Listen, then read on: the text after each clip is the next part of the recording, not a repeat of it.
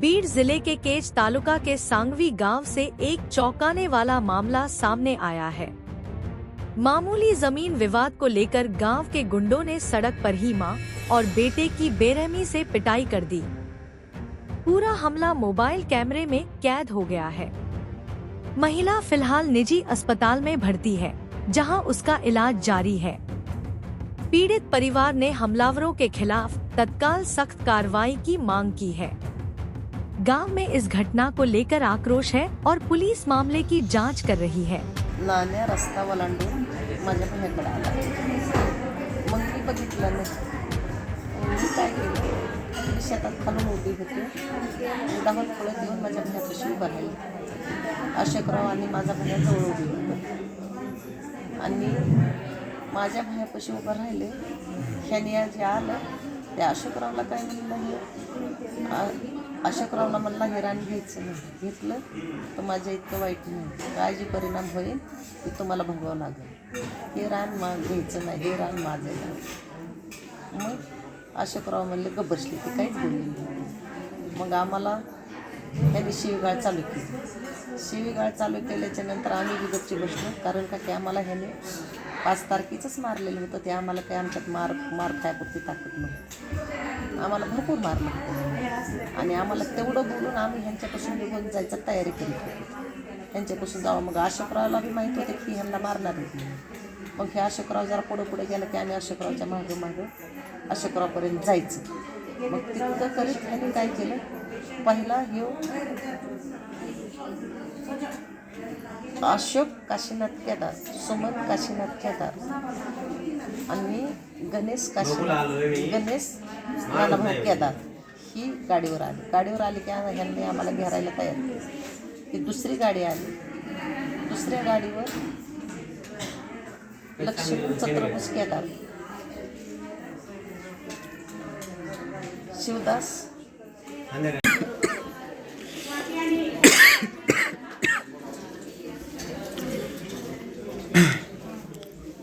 5 तारखेला आमच्यासोबत मारहाण केली।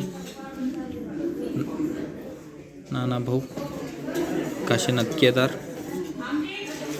अशोक काशीनाथ केदार, पवन काशीनाथ केदार, शिवदास काशीनाथ केदार, शिवदास हरिदास धस यांनी मी विकत असलेली जमीन, माझ्या मालकीची वडिलोपार्जित असलेली जमीन विकण्यास विरोध करून मला मारहाण केली। मला आणि माझ्या आईला बेशुद्ध होईपर्यंत मारलं। आम्ही फक्त एकच कारण की आम्ही त्याला विरोध केला की आम्हाला का त्रास देतो, आणि त्यानं न विचार करता मला मारायला चालू केलं, माझ्या आईला मारायला चालू केलं।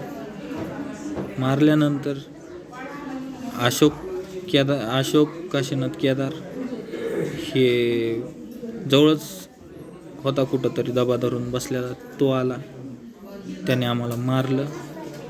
त्याच्यात मारणारे नानाभाऊ काशीनाथ केदार, अशोक काशीनाथ केदार, पवन काशीनाथ केदार, पवन नानाभाऊ केदार, गणेश नानाभाऊ केदार, शिवदास हरिदास धस एवढे मारायला होते। त्यांनी मारत ज्यावेळेस आम्ही बेशुद्ध झालो त्यावेळेस आम्हाला सोडलं।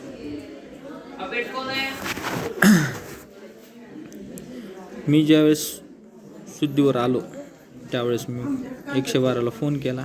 112च्या कंट्रोल रूमला फोन करून सांगितलं की मला पोलीस मदत आणि ॲम्ब्युलन्सची मदत तत्काळ पाहिजे। ॲम्ब्युलन्सला त्यांनी सांगितलं की वेळ लागेल। पोलिसचं सांगितलं की आम्ही कुठंतरी बाहेर आहेत, पोहोचू शकत नाही, तुम्ही कसं तरी पोलीस स्टेशनला या, असं सांगण्यात आलं। त्यावेळी कसं तरी आम्हाला कोणी उचलायला सुद्धा जवळ उभारलेलं नाही। ॲम्ब्युलन्स आली त्यावेळेस आम्ही ॲम्ब्युलन्सनं केजच्या उपजिल्हा रुग्णालयात दाखल झालो। तर आम्ही आमची MLC केली. आम्ही उपचार घेतला. उपचार घेऊन आम्ही केज पोलीस स्टेशनला हजर झालो. हजर झाल्यानंतर तिथं आम्ही रीतसर तक्रार नोंदवली आणि त्यावेळी मी सविस्तर पोलिसांना सांगितलं होतं की आमच्या जीवाला धोका आहे, यांचा बंदोबस्त करा, नाहीतर हे आमच्यासोबत काही करू शकतात.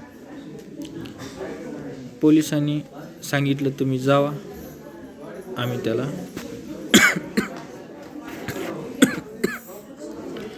ते तुम्हाला काही करणार नाही. आम्ही त्यांच्या विश्वासावर गावाकडे आलो. गावाकडे आल्यानंतर माझ्या मनात संशयच होता की हे आम्हाला काहीतरी करणार आहेत. त्याच्यामुळं मी रात्री 12 वाजता आम्ही गावाकडे आलो. 2 वाजता मी SP ऑफिसला मेल केला की आमच्या जीवाला धोका आहे आणि आम्हाला याच्यापासून न्याय मिळावा. त्यानंतर आम्ही दुसऱ्या दिवशी आम्ही आमचं सकाळी उठून भांडणाचं नको, आम्ही सध्या राहत आंबेजोगाईला राहत असल्याने आम्ही आंबेजोगाईला निघालो. तितक्यात मला तार कंपाऊंड करण्यासाठी, जमिनीचे तार कंपाऊंड करण्यासाठी मला बोलवण्यात आलं. मी तिथं गेलो. तिथं अशोकराव राहणार अशोक केदार राहणार एकुरका तालुका केज जिल्हा बीड ह्यांना प्लॉट आम्ही विकलेला असल्यामुळं आम्ही त्यांना तिथं बोलून घेतलं आणि तार कंपाऊंड करण्यासाठी त्या तार कंपाऊंडवाल्या मुलाशी आम्ही बोलत होतो. आमचा काही व्यवहार त्याच्याशी होत होता की एक कंपाऊंड किती ठरवायचं आहे, किती करायचं आहे. मग तितक्यात नानाभाऊ काशीनाथ केदार आम्हाला एकट्याला बघून तिथं आला. तिथं आल्यानंतर गाडी पलीकडंच उभा करून तो रस्ता ओलांडून आमच्या दिशेने आला. हे बघून माझी आई जवळच शेतात काम करत असलेली आई माझी जवळ आली. तिला पण वाटलं की ही काल भांडणं झालेत, ही का आपल्या जवळ येतोय.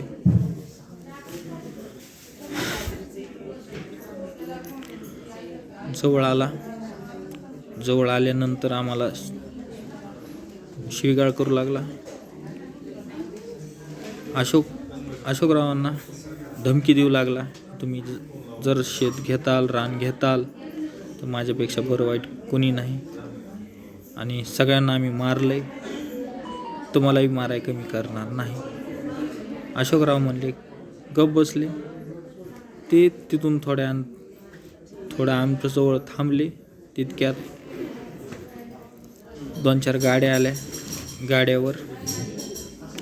गाड्या आल्या आणि त्यांची लोक गोळा व्हायला चालू झाल्यानंतर आमच्या मनात संशय आला की हे आम्हाला मारणार आहेत. ह्या चाहुलीनं आम्ही काय केलं, मी व्हिडिओ शूटिंग चालू केली. आमच्या 1-2 वेळेस अंगावर आला होता, त्याच्यामुळं मी व्हिडिओ शूटिंग चालू केली. आता व्हिडिओ शूटिंगमध्ये सगळं चित्रित झालेलं आहे. त्यानंतर मी व्हिडिओ शूटिंग बंद करावी म्हणून मला धमक्या देण्यात आल्या, मला बंद कर, आम्ही तुला सोडणार नाहीत. व्हिडिओ शूटिंग केलीस. यांच्या मनात पोलिसांच्या बाबतीत कसलीही भीती नाही. पोलिसांना कसलंही ते मोजत नाहीत.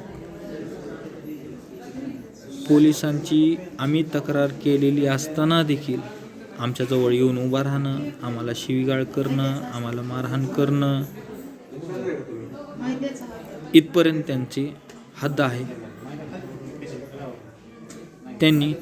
मी त्यांच्यापासून लांब जाण्याचा प्रयत्न केला. मी आणि आई आम्ही दोघंच होतो. आम्ही लांब जाण्याचा प्रयत्न केला तरी आमच्याजवळ येऊ आम्हाला ते मारण्याचा प्रयत्न करायला लागले.